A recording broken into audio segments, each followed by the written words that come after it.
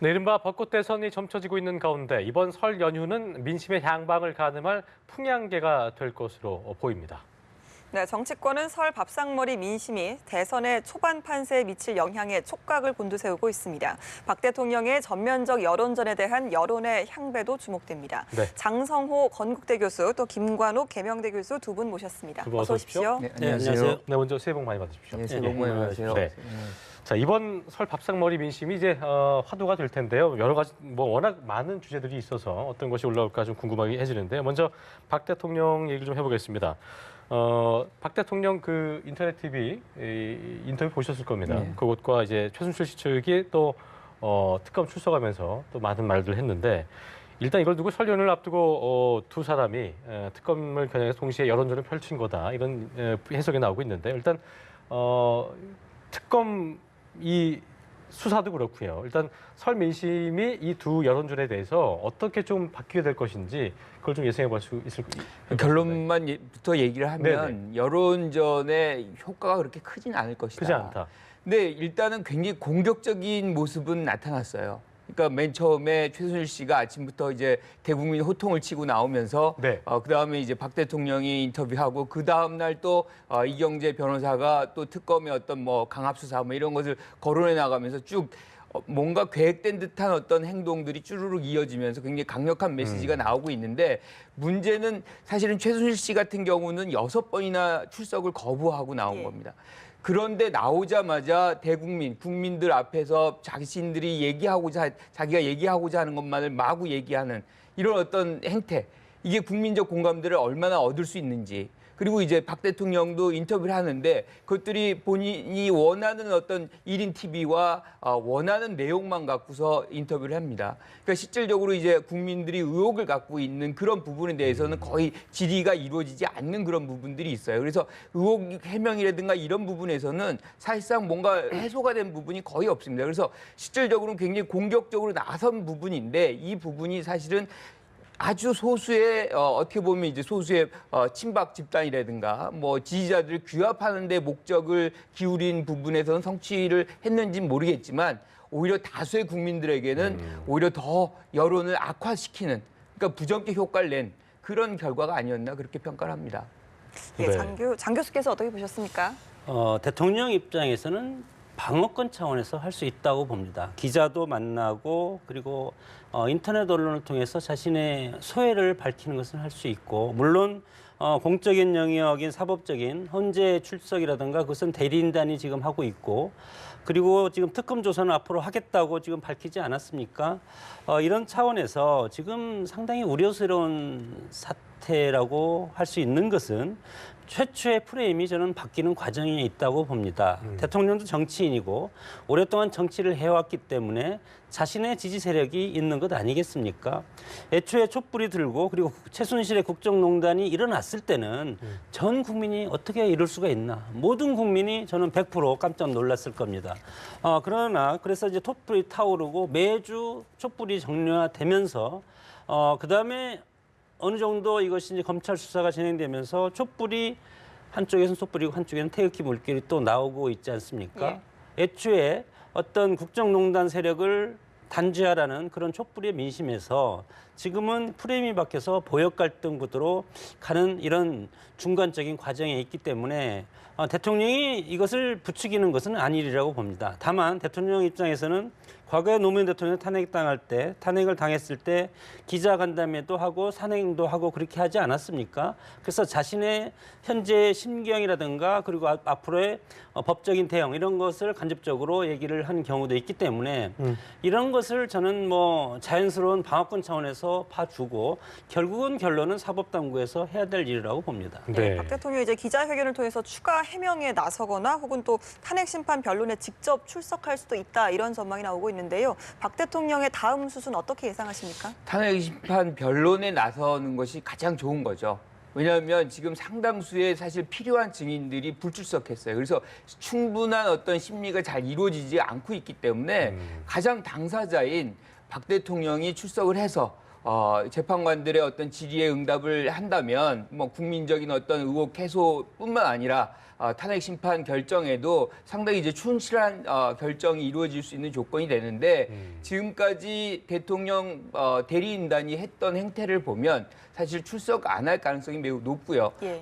지금 얘기한 대로 39명을 뭐 대거 증인으로 하고 계속해서 무슨 뭐 중대 선언을 한다 뭐 이런 식으로 하는 것은 계속 좀 지연 작전을 쓰려고 하는 거 아닌가 그런 생각이 있기 때문에 출석 안 할 가능성이 매우 높고요. 그다음에 기자간담회 같은 경우는 1월 1일 날 기습적으로 하지 않았습니까? 예. 그런데 이제 이번에도 1인 TV하고 했다는 것은 변수를 최소화하고자 했던 그런 어떤 박 대통령의 계산이 깔려 있다라고 보는 건데 중요한 거는 뭐 이 기자간담회 1월 1일 날 갔던 사람들도 굉장히 당황했거든요. 뭐 핸드폰이라는 거 갖고 들어오지 말라. 네. 그래서 수천만 갖고 들어간 거 아닙니까? 그렇죠. 그러다 보니까 사실은 의혹 해소를 전혀 못하는 그런 어떤 기자들은 스스로의 어떤 자괴감도 있고 그렇기 때문에 만약에 기자간담회를 다시 한다면 상당한 준비를 하고 갈 겁니다.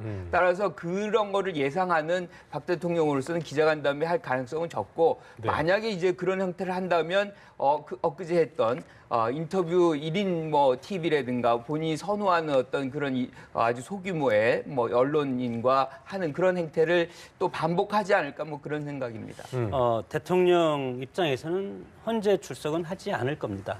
예. 물론 사법부지만 현직 대통령 신분으로서 헌재 소장 아래에 가서 쓴 것도 저는 뭐 우리 국격을 봤을 때는 바람직하지도 않고 개인적으로 봤을 때 대통령 입장에서도 헌재 판결이 사법부처럼 하나하나 형사법을 모두 하는 것이 아니고 자유심증주의로 인해서 포괄적으로 판단하는 것 아니겠습니까?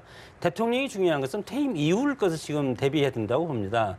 이런 상황에서 검찰 수사는 응하지 않았지만 앞으로 특검 조사에는 응할 수밖에 없는 것이 퇴임 이후에 이것이 재판으로 진행된다는 것이죠. 그래서 인터넷 매체에서 지금 대담 과정에서도 특검에는 임하려고 한다. 이렇게 분명히 얘기한 것은 특검에 가서 명확하게 지금 얘기를 해놓고 특검의 어떤 사법적인 처리 과정을 지켜본 다음에 이것이 나중에 형사로 다시 넘어갈 가능성도 있지 않겠습니까? 형사재판으로 이제 진행될 경우에 애초에 특검에서 조사한 것이 상당히 중요한 부분을 차지할 수밖에 없다. 그래서 여기에는 서면 조사건 대면 조사는 어차피 응해야 될 가능성도 있고 그러나 현재 같은 경우는 물론 신속하고 공정함이 있어야 되겠지만 대통령 입장에서는 특검이 중요하지 헌재가 중요하다고 보지 않습니다. 그래서 헌재에서도 중요하지만 특검의 이 조사를 쭉 넘기면서 그리고 헌재가 같이 따라갈 가능성이 상당히 많기 때문에 네. 그래서 지금 대통령의 지금의 전략은 특검을 위주로 생각하지 않나. 대리인단을 통해서 헌재는 컨트롤할 수 있다고 보는 겁니다. 네. 장외 여론전을 펼친다는 그런 분석이 많이 나오면서 아까 이제 뭐 그 김 교수님께서 말씀하셨지만 집토끼를 보호하고 붙잡는 거 이외에 네. 박 대통령의 어떤 이런 장외 여론전의 득과 실을 저희가 좀 지켜봐야 될 텐데요. 뭐 교수님께서 보실 때는 어떤 목적이 있고 또 어떤 득과 실이 있겠는지를 좀 짚어볼까요?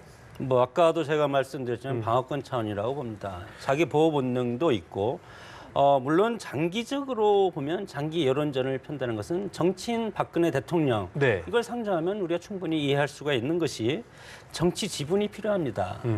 물론 우리가 지금 뭐 지역 패권 그리고 이념 패권 그렇죠. 여기에 지금 갇혀 있는 거 우리 정치 현실 아니겠습니까?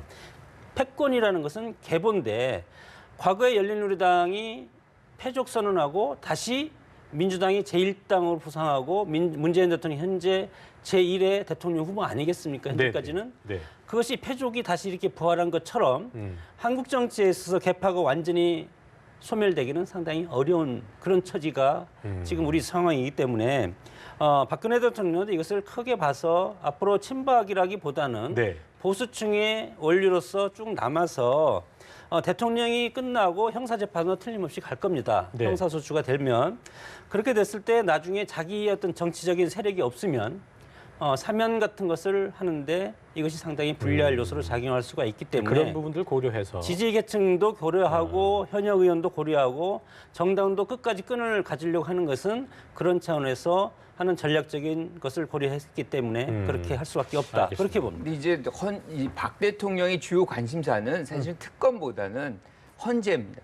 그러니까 특검 수사는 그렇다 치고 헌재에서 기각이 된다 그러면 다시 대통령이 돌아오기 때문에 모든 권한은 다시 돌아옵니다. 그럴 때 특검은 사실상 무력화될 수밖에 없는 것이기 때문에 어제 그제 계속해서 이제 연쇄적으로 이렇게 했던 것은 사실상 친박의 어떤 결집, 이 결집된 힘으로 사실 헌재를 압박하라 뭐 이런 메시지가 제일 이제 강력한 건데 사실상 이것은 어떻게 보면 그러면서 이제 하는 이 말이 촛불 집회보다 오히려 태극기 집회죠. 태극기 집회 규모가 2배나 많았다. 뭐 이런 식으로 이제 확대 해석을 하고 이건 일종의 메시지죠. 그 정도로 이제 강력하게 좀 역할을 해달라 뭐 이런 걸로 받아들여지는데 네. 어쨌든 저는 이 뭐 득보다는 실이 크다고 봅니다. 왜냐하면 국민들은 지금 이 정도의 혼란 상황도 굉장히 부담스러워합니다. 그리고 빨리 정리가 돼서 정상적인 사회로 환원이 되기를 굉장히 고대하고 있는데 이런 것들이 계속 장기화되기는 거부하는 거죠. 그래서 실질적인 것을 국민들이 선호한 것은 빨리 이것이 사법적인 절차로서 제도권 내에서 문제가 빨리 해결이 되길 바라는 것이지 다시 이렇게 균열되고 분열되고 태극기 뭐 이런 식으로 나와서 문제가 장기화되는 것을 원하지 않는 것이죠. 그래서 이 문제는 오히려 득보다는 실이 훨씬 더 크다라고 봅니다. 네, 그러니까 일단 탄핵 결정이 이제 점점 특검 수사도 일자가 얼마 남지 않았고 또 그 박관철 헌재 소장도 이제 퇴임이 얼마 남지 않았고 이정미 재판관도 3월 말이기 때문에 박관철 소장이 얘기했던 대로 이제 3월 13일 이전에 될 것이냐 이 부분에 대해서 청와대 측에서 굉장히 좀 어떤 그 부정적인 의견을 내놓기도 했고요. 그러니까 이 부분이 가장 국민들 입장에서는 광연 뭐 박 대통령 측 대리인단에서는 이 말을 듣고 나서 중대 결심 얘기하면서 사퇴하겠다 이런 말도 했고요. 네. 그래서 그럼에도 불구하고 헌재가 시한 내에 탄핵 그 결정을 밀어붙일 것인지 어떨 것인지 예상해봐야 될 것 같습니다.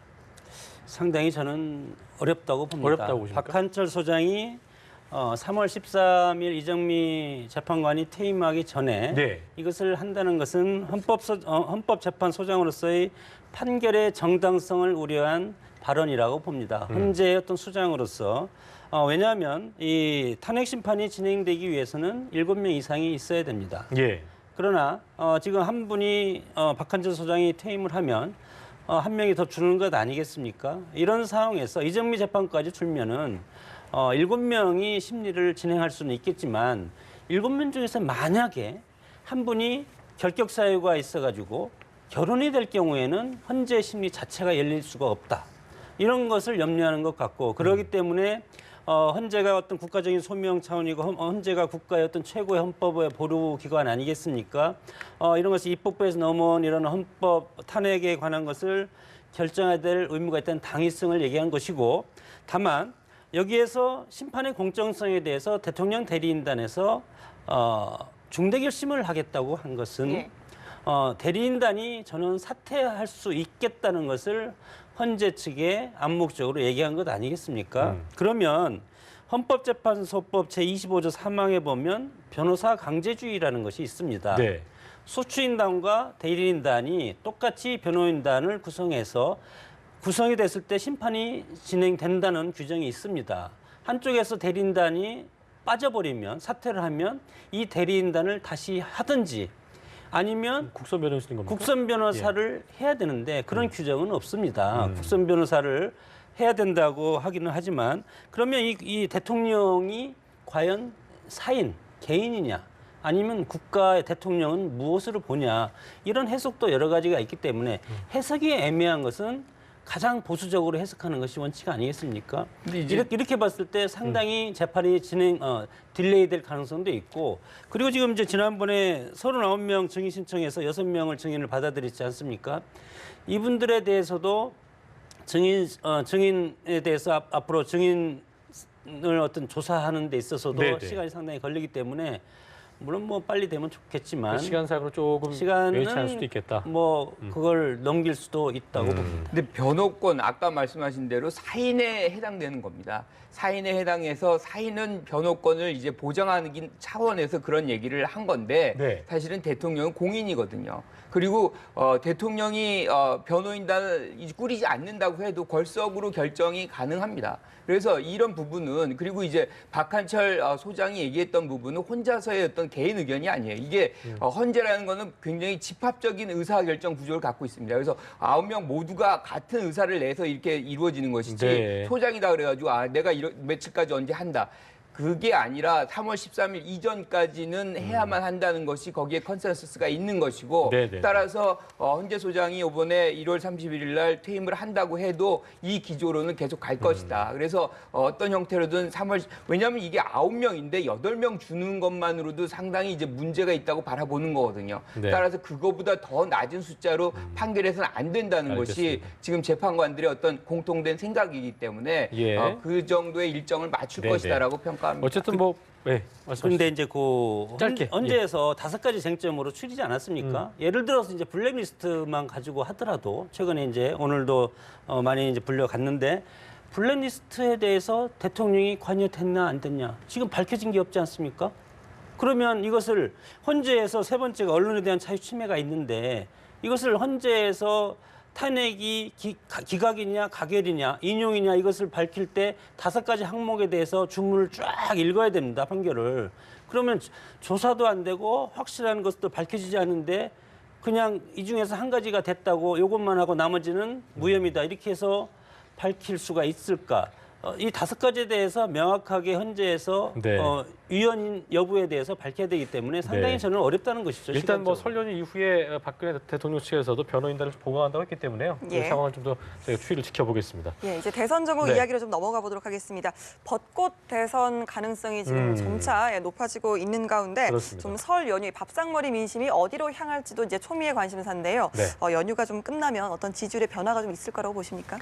변화가 생기려면 뭔가 이제 새로운 이슈가 쟁점이 되는 이슈들이 지금 밥상머리에 올라와야 되는 거죠. 예. 예컨대 정권 교체다, 정치 교체다. 이게 어떤 일부의 세력들에게 확신이 차서 이것들이 경쟁하는 구도가 돼서 밥상에서 계속 논란이 이루어지고 이래야 되는데 사실은 정치 교체가 화두가 되고 있지 못해요. 그러니까 뭔가 경쟁적으로 지금 뭔가 이 상황을 뒤엎을 수 있는 요소가 돼야 되는데 지금은 오히려 밥상머리에 뭐가 올라갈 거냐면 어떻게 해서 최순실이가 국민한테 호통을 치느냐. 대통령 인터뷰는 뭐 왜 이러느냐. 뭐 이런 뭐 예컨대 반 전 총장의 지지율은 이렇게 침체돼서 더 안 떠오르느냐. 뭐 이 정도 수준이지 뭔가 서로가 신념에 차서 서로의 자기 주장을 얘기하고 있는 그런 상황이 아니라는 거죠. 예. 따라서 설 이미 진입이 되어 있기 때문에 설 이후라 그래도 이게 아주 급격한 어떤 지지율의 변동 발생할 가능성이 적다라고 봅니다. 궁금한 거는요. 그 문재인 전 대표도 그렇고 반기문 전 총장도 그렇고 거의 뭐 대선에 나온 후보다라고 과언이 아닐 텐데 공식화하지는 않고 있습니다. 특히 문 전 대표는 이제 그 상당히 좀 여유를 보이면서 출마 선언 시기에 대해서도 이제 그 탄핵이 끝나야 할 거다 이렇게 얘기를 했다고 하는데 공식화하는 것과 뭐 이렇게 상당히 그 자신의 세를 늘리는 것과 그러니까 그 공식화하는 거에 어떻게 큰 의미가 있는 건가요? 그 시기를 늦추는 것 이거 어떤 의미가 있는 겁니까? 대통령은 100% 국민의 대통령 아닙니까? 대통령이 네. 지금 탄핵 사태에 들어가 있지 않습니까? 그리고 헌법에 헌재 어떤 판결을 기다리고 있는 이 시점에서 역풍을 두려워하는 것이죠. 그러나 지금 민주당에서는 대선 후보를 지금 등록을 받고 있지 않습니까? 네. 그런데 등록을 받고 있는데 그것을 또 발표를 하지 않는다는 것은 그것은 또 저는 뭐 말에는 또 여러 가지 오해의 소지가 있다고 봅니다. 예. 그럼에도 불구하고 지금의 상황은 불확실성이 지배하는 사회입니다. 지금 우리가 현상이 정치가 왜냐하면 대통령의 탄핵이 언제 시점도 아직 결정이 돼 있지 않고 이것이 인용이냐 기각이냐 이것도 아직 명확하지 않지만 벚꽃 대선이라고 한 것은 인용된다는 것을 전제로 얘기하는데 만에 하나 이것이 기각될 경우면 12월 대선이 이루어지는 것 아니겠습니까? 그러면 이 전국 자체가 엄청나게 큰 회오리가 일어나서 어떤 방향으로 갈지도 저는 모르겠습니다. 이런 상황이기 때문에 일단 인용된다고 전제를 하고 지금 뭐 모두들 이렇게 대선을 예측하는 것 같은데 문재인 전 대표도 제1당의 제1의 가장 유력한 대세론을 형성하는 후보이기 때문에 대세론은 하루아침에 꺾인다는 것을 삼척 정도도 다 압니다. 그리고 공격하는 것보다 수성하는 것이 훨씬 어렵다는 것도 네. 알기 때문에 한번 이 뚝이 무너지기 시작하면 50%의 지지율도 어느덧 10%로 갈 수가 있는 것이 한 열흘이면 가능합니다. 이런 상황이기 때문에 지금 돌다리도 조심조심 걷고 있지만 조심조심 걷고 있지만 국정의 전반적인 책임을 지금 민주당이 져야 되는 지금 위치입니다. 사실은. 네, 네, 네. 이런 상황에서 본격적으로 대선이 전개가 된다면 이거에 대한 어떤 그 다수당의 책임성 이것도 상당히 큰 부담으로 올 수가 있기 때문에 문재인 대표는 대세론을 유지하면서 대세론을 주도하는 사람이 아닌 것처럼 이렇게 숨어서 가려고 하는 전략인 그렇기 것 같습니다. 때문에 어떤 출마 선언 시기에도 조율질을 하고 있는 거고. 네. 교수님 보시기에 그렇다면은 이게 탄핵이 끝나야 할 것이라고 했다는 거는 지금 조금 전에 장 교수님 말씀처럼 인용 아닌 또 기각이 될 수도 있는 상황이 우리가 뭐 확답할 수 없는 상황이기 때문에 그렇죠. 기각을 대비한 거다라고 볼 수 있을까요? 그렇게까지는 안 보일 거고요. 인용이 된다고 아마 생각을 본인은 할 건데 문제는 지금 당장에 대선 선언을 한다.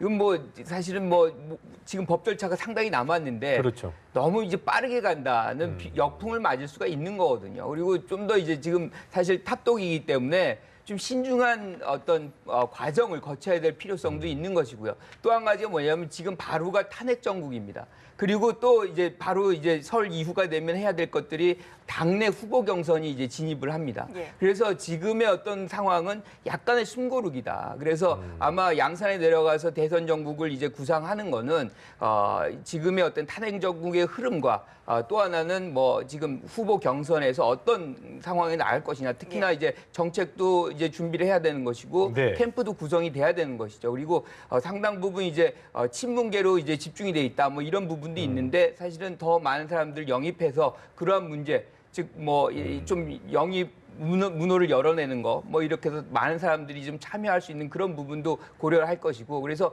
조금 이제 새로운 단계로 지금까지 쭉 달려왔다면 설을 전후로 해서는 네. 새로운 단계로 진입하는 과정 속에 있지 않나 싶습니다. 알겠습니다. 예, 당내 경선 말씀해 주셨는데요. 이제 설이 지나면 이제 민주당에서도 본격적으로 이제 경선 레이스가 펼쳐질 텐데 네. 어제였죠. 이제 박원순 서울시장이 불출마 선언을 했는데 이게 또 문재인 전 대표에게 어떤 영향을 많이 미칠 수 있을까요? 사실은 어떻게 보면 문재인 전 대표에게 조금 더 긍정적일 수 있습니다. 이게 이제 그만큼 대세론이 확대되는 그런 어떤 징표로 이렇게 이해될 수 있는데 그렇다 그래서 뭐 박원순 시장의 어떤 지지했던 사람들이 전부 다 이 문재인 전 대표 쪽으로 흘러가는 예. 건 아니거든요. 상당히 이제 분배될 수는 있는데 어쨌든 숫자가 좀 줄어든 거는 좀 아쉬운 부분이 있어요. 더 많은 사람들이 사실 경쟁에서 다이나미즘을 좀 보여주고 특히나 뭘 했냐면은 이번에 완전 국민 경선제면서 결선 투표제를 채택을 했거든요. 그래서 만약에 이제 1위가 이 과반을 못 넘길 때에는 사실은 어떻게 보면 문재인 대 반문재인 해가지고 막판에 이제 업어치기가 가능한 그런 상황도 상정해 볼 수 있었는데 네. 그 부분이 약간 줄어들었다는 부분에서 조금 아쉬움이 있는 거죠. 예. 반 전 총장이 이제 케네디 대통령 예를 들면서 개헌을 위해서 필요하면 임기를 단축할 용의도 있다. 네. 이런 얘기를 하면서 이제 뭐 비문연대 그래서 이제 뭐 빅텐트를 이끌어낼 만한 제안인 것이냐 이거에 대한 뭐 여러 가지 해석들이 나오고 있는데 좀 가능하다고 보십니까? 두 가지 어떤 그런 단축할 용의가 있다 이런 의사 표현들이 빅텐트나 어떤 뭐 비문연대를 이끌어내기 위한 것 제안으로 좀 합당하다고 보고 계십니까? 충정은 좋고 그리고 모범적인 답안이죠. 분권형 대통령제를 얘기한다고 봅니다. 미국식 대통령제라고 봅니다. 미국이 연방 자치권이 있고 중앙정부에서 대통령 외교 안보를 책임지고 있는 스타일이고 예. 유럽은 거의 뭐 이원 집정부제 다른 말로는 분권형 대통령제를 한 17개 국가가 채택하고 있기 때문에 우리도 사실 반기문 전 유엔 사무총장 같은 경우는 오랫동안 관료 생활을 했기 때문에 사실은 외교와 안보와 관련해서는 우리가 가질 수 없는 정말 소중한 자원이라고 생각합니다. 그래서 이런 분이 외교 안보의 어떤 컨트롤 타워를 하면 우리가 미국과의 관계라든가 강도의 관계에서 상당히 효과적인 그런 전략적인 어떤 모멘텀을 취할 수가 있을 텐데 그러나 이것이 일단은 문재인의 민주당이 콘크리트 지지율을 보이고 있기 때문에 네. 한쪽을 빼고 나머지를 갖고 한다는 것은 나머지도 다 도토리 키재기고 각각의 동상이몽적인 생각을 하고 있고 저마다 자기가 돼야 된다고 생각하고 있기 때문에 이것이 빅텐트가 아니죠. 각각의 소규모 텐트라고 봅니다. 이렇기 네. 때문에 일단 반기문 사무총장은 어떻게 보면 이념과 지역 패권 중에 하나를 빨리 선택하는 것이 우선이고 개헌과 같은 것은 전략이라고 봅니다. 그래서 예를 들어서 이념과 지역 패권을 선택해서 점점점 보수적인 지평을 하고 마지막에 새누리당 분류까지 흡수하지 않으면 문재인의 민주당의 을 이길 수가 없다고 보기 때문에 예. 빅텐트가 아니고 전반적인 것을 다 합하지 않으면 상대의 문재인 대표를 이길 수가 없다고 보기 때문에 이것은 이미 이제 출발선에 섰다고 봅니다. 이제. 알겠습니다. 예, 반 전 총장 행보에 대해서 좀 부정적인 반응을 보였던 김종인 전 대표 그리고 박지원 대표가 최근 예. 좀 묘한 말을 좀 했습니다.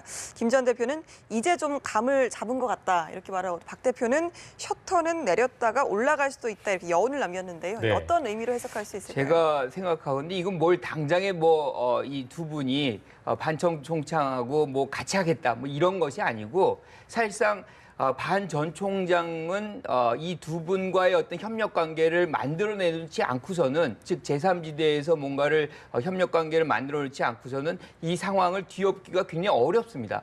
그렇다면 이 가능성을 이제 완전히 닫아버리면 사실은 반 전 총장의 지지율이 계속 답보 상태거나 오히려 더 떨어질 가능성이 있고 네. 지금 박지원 대표나 김종인 전 대표의 이런 워딩은 사실상 그 부분을 좀 막고자 하는 왜 그러냐면 이런 식으로 이제 반 전 총장의 지지율이 떨어지게 되면 사실은 문 전 대표의 지지율이 더 커지면서 대세론이 확산됩니다. 네. 그러면 두 분이 뭔가를 뿌리고 하려고는 개헌이라든가 뭐 이런 부분들의 가능성이 더 줄어들기 때문에 네.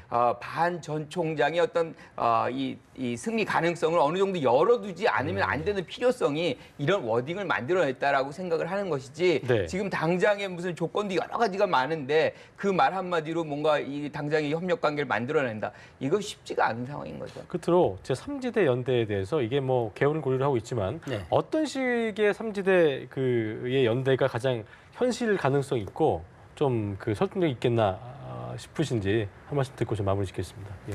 지방선거 같은 경우 국회의원 선거 같은 지역 발전이라든가 소규모 복지를 통해서 각자 도생을 할 수 있지만 네. 대선 같은 경우는 보역으로 갈 수밖에 없다고 봅니다. 지역 패권과 보역 구도로 가기 때문에 저는 제3지대는 회색지대라고 봅니다. 여기에서 말하는 지금 제3지대라는 것은 권력 공유를 위한 저는 꼼수적인 연대라고밖에 볼 수 없기 때문에 이것의 네. 성공 가능성은 상당히 낮다.